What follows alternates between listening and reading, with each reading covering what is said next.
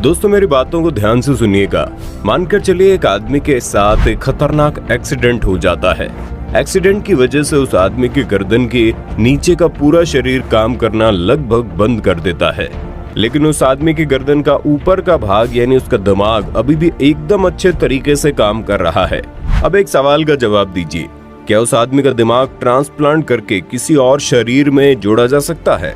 ये एक ऐसा सवाल है जो लंबे समय से दुनिया भर के वैज्ञानिकों के दिमाग को परेशान करके रखा हुआ है। उनका मानना है कि जब किसी आदमी का लिवर ट्रांसप्लांट हो सकता है, हार्ट ट्रांसप्लांट हो सकता है, स्किन ट्रांसप्लांट हो सकती है, हेयर ट्रांसप्लांट हो सकते हैं, तो फिर किसी का दिमाग क्यों नहीं?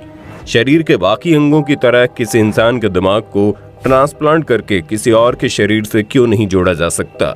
इसी बात को सोचते हुए साल 1900 के दौरान एक ब्रिटिश वैज्ञानिक ने एक अलग नस्ल के कुत्ते के खोपड़ी को उसके शरीर से अलग करके दूसरे नस्ल के कुत्ते के साथ जोड़ दिया।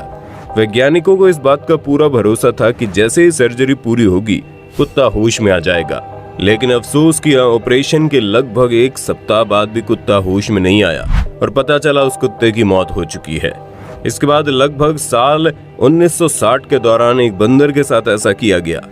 इस बार वैज्ञानिकों को थोड़ी सफलता मिली और हुआ ये कि खोपड़ी को अलग करके किसी दूसरे बंदर के शरीर के साथ जोड़ने के बाद बंदर होश में भी आ गया, लेकिन अफसोस कि बंदर का शरीर का कोई भी अंग काम नहीं कर रहा था और लगभग 9 दिनों बाद उस बंदर की मौत हो गई।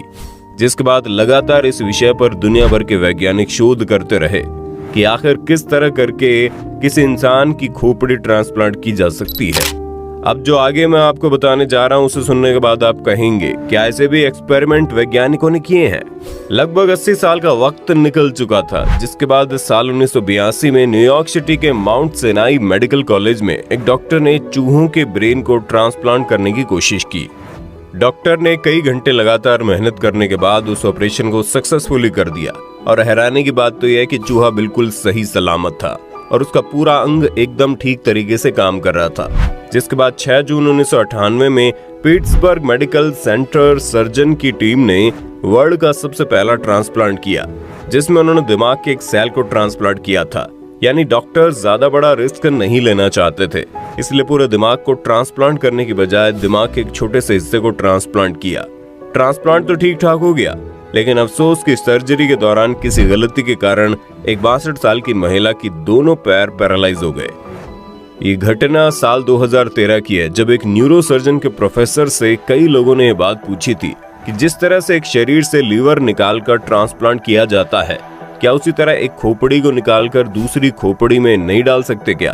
तो इस सवाल के जवाब में सर्जन ने कहा था कि इस तरह के ऑपरेशन फ्यूचर में जरूर होंगे, लेकिन अभी हमारे पास ऐसी टेक्नोलॉजी और साइंस डेवलप नहीं हुई है कि हम ऐसे ऑपरेशन कर सके। मस्तिष्क के स्पाइनल कोड में नर्व फाइबर को जोड़ना बहुत कठिन होता है। नर्व फाइबर को मेरा मतलब है दिमाग से निकलकर हमारे शरीर के छोटे छोटे अंगों तक बड़ी ही बारीक, जिसे हम अपनी आंखों से नहीं देख सकते, वैसे नर्व्स जुड़े होते हैं। उन सभी को काट कर वापस जोड़ना अभी की टेक्नोलॉजी के हिसाब से हमारे लिए असंभव है। इसलिए उन्होंने कहा कि स्पाइनल कोड मतलब कि रीढ़ की हड्डी की चोट इतनी नुकसानदायक होती है कि अगर मस्तिष्क को ट्रांसप्लांट करने में सफल भी हो जाए तो स्पाइनल कोड में लगने वाली चोट के कारण लोग जिंदा नहीं रहते हैं, क्योंकि दिमाग को शरीर से संपर्क बनाने के लिए रीढ़ की हड्डी बहुत ही अहम पार्ट निभाती है। ऐसे में अगर दिमाग को ट्रांसप्लांट किया जाए तो सिर से जुड़ी हड्डी में चोट लग जाएगी और इतने बड़े ऑपरेशन को झेलने के लिए कोई बॉडी जल्दी तैयार नहीं होगी। इसलिए ब्रेन ट्रांसप्लांट से पहले एनिमल टेस्ट किया जाता है और जब एनिमल के ऊपर ये रिसर्च हो रही होती है तो इसका पूरा परमिशन लेकर सरकार से लेना पड़ता है। ये प्रोसेस काफी लंबा होता है। आज भी इस प्रोसेस को सही से करना मेडिकल साइंस के लिए एक चुनौती है। इतना ही नहीं, किसी भी ब्रेन ट्रांसप्लांट कराने के लिए बहुत ही ज्यादा रुपयों की आवश्यकता होती है, लगभग $13 मिलियन। अगर भारतीय रुपयों में बात करें तो लगभग 9,620 लाख रुपए। इसमें लगभग 150 ऑपरेशन होते हैं। इन सभी ऑपरेशंस में लगभग 36 घंटे का समय लगता है। इसमें सबसे इम्पोर्टेंट काम ब्रेन को फ्रीज करना होता है, जिसमें दिमाग के पूरे सिस्टम को रोक दिया जाता है और फिर दिमाग को मरने से बचा लिया जाता है। गर्दन और नसों को जोड़ने वाले ट्यूब्स को गर्दन में फिट कर दिया जाता है और फिर स्पाइनल कोड को काटा जाता है। ये सबसे मुश्किल काम होता है। स्पाइनल कोड को काटने के लिए किसी आम चाकू का इस्तेमाल नहीं होता। इसे काटने के लिए हीरे से बनी चाकू का इस्तेमाल होता है और अंत में मसल्स, नाउज और ऑर्गन्स को फिर से जोड़ा जाता है।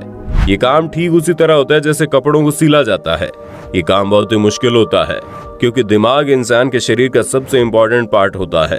ब्रेन ट्रांसप्लांट करना आज भी साइंस के लिए एक चुनौती बना हुआ है क्योंकि इस वक्त पूरी दुनिया में अब तक ऐसा एक भी केस नहीं हुआ है जब किसी एक इंसान की खोपड़ी को उसके शरीर से अलग करके किसी दूसरे शरीर के साथ फिट किया गया हो। इस वक्त दुनिया में कई ऐसे वैज्ञानिक मौजूद हैं जो ब्रेन ट्रांसप्लांट के ऊपर शोध करना चाहते हैं। उनका मानना है अगर उन्हें शोध करने का मौका मिले तो वो सफलतापूर्वक ऐसा कर सकते हैं, लेकिन ये काम इतना रिस्क भरा हुआ होता है कि किसी का भी जान जा सकता है। इसलिए किसी भी देश का गवर्नमेंट इस तरह के शोध की इजाजत नहीं देता। अमेरिका के एक डॉक्टर का कहना है कि उन्हें इस तरह के ट्रांसप्लांट करने की इजाजत अमेरिका में नहीं मिल रही है, इसलिए वो चीन में जाकर इस ट्रांसप्लांट पर शोध करेंगे। इसलिए उन्हें कुछ ऐसे लोगों की जरूरत है जो अपने अंगों को दान करने की इच्छा रखते हों। आपको जानकर हैरानी होगी कि शोध करने वाले उस वैज्ञानिक पर भरोसा करते हुए रूस में रहने वाले एक शख्स ने अपने ऊपर शोध करने की इजाजत भी दे दी। दरअसल रूस में रहने वाला एक आदमी ऐसा है जिसका दिमाग तो ठीक तरीके से काम करता है, लेकिन उसके शरीर का कोई भी अंग ठीक तरीके से काम नहीं करता। उसके सभी अंग लगभग बेकार हैं। लेकिन इस ट्रांसप्लांट के पीछे बहुत ही अधिक पैसे खर्च होने वाले थे, जो पैसे समय पर अरेंज नहीं हो पाए। ये वजह है कि पैसों की कमी के कारण वैज्ञानिक समय पर उस शोध को आगे नहीं बढ़ा पाए। इसी बीच रूस में रहने वाले उस शख्स की शादी हो गई। शादी के बाद उसकी पत्नी और परिवार वालों ने उस डॉक्टर के साथ किए गए एग्रीमेंट को खत्म करवा दिया और अब वो डॉक्टर उस बात का इंतजार कर रहा है कि कोई आदमी ऐसा आए जिसके ऊपर इस तरह का शोध किया जा सके। दोस्तों, जाते जाते आपको बता दें, ऑर्गन ट्रांसप्लांट किसी को नई जिंदगी देने का जरिया है। अगर किसी इंसान का कोई अंग खराब हो जाता है तो उसके उस अंग को ट्रांसप्लांट करके उसकी जिंदगी को बचाया जा सकता है। लेकिन आपको जानकर हैरानी होगी, हमारे देश में किडनी के लिए 4 साल, लिवर के लिए 2.5 साल और हार्ट के लिए 2-2 साल की वेटिंग लिस्ट है, क्योंकि कोई भी मृत्यु के बाद अपने चहेतों के अंगों को दान नहीं करना चाहता। बात तो अगर राजस्थान की करें तो सिर्फ राजस्थान में 20,000 मरीजों को किडनी, 25,000 को लिवर और 8,000 को हार्ट की सख्त जरूरत है। लेकिन सरकार की कई कोशिशों और लाखों रुपए खर्च करने के बाद भी पिछले 2 साल में हालात और बिगड़े हैं। शायद आपको यकीन ना हो, लेकिन इतनी भारी डिमांड होने के बावजूद भी साल 2018 में सिर्फ 4 ट्रांसप्लांट हो पाए और साल 2019 में सिर्फ और सिर्फ 1 ट्रांसप्लांट। दोस्तों, अक्सर हमारे कुछ लोगों की मृत्यु इस तरह से होती है जिनमें उनका दिमाग शरीर से पहले मर जाता है। ऐसे इंसान के शरीर के अंग जैसे कि किडनी, हार्ट और लिवर जैसे अंग किसी दूसरे इंसान को नया जीवन दे सकते हैं। आपको जानकर हैरानी होगी, देश में प्रति 10 लाख पर सिर्फ 30 और राजस्थान में प्रति 20 लाख पर महज 1 डोनर ही मिल पाता है। यानी कि अगर देश में 10 लाख लोगों को किडनी की जरूरत है तो उनमें से महज 30 लोगों को किडनी डोनेट करने वाला आदमी मिल जाता है। यही वजह कि प्रदेश के 53,000 से ज्यादा लोग कई साल से ऑर्गन का इंतजार कर रहे हैं और अधिकतर लोग तो ऐसे हैं जो डोनर का इंतजार करते करते ही मौत की नींद सो जाते हैं। दोस्तों, आपको बता दें, किसी इंसान की मृत्यु के बाद भी उसके शरीर के कुछ खास अंग कई घंटों तक जीवित रहते हैं, या कहिए इस काबिल रहते हैं कि यदि उन्हें किसी और व्यक्ति के शरीर में लगा दिया जाए तो वह फिर से जीवन देने का काम करते हैं। मृत व्यक्ति के शरीर में सबसे कम समय तक आंखें और सबसे अधिक समय तक किडनी इस लायक रहती हैं कि उन्हें किसी और शरीर में प्रत्यारोपित किया जा सके। लेकिन अफसोस की जानकारी के अभाव में 99% से ज्यादा लोग ऐसे हैं जो अंगदान में रुचि नहीं रखते।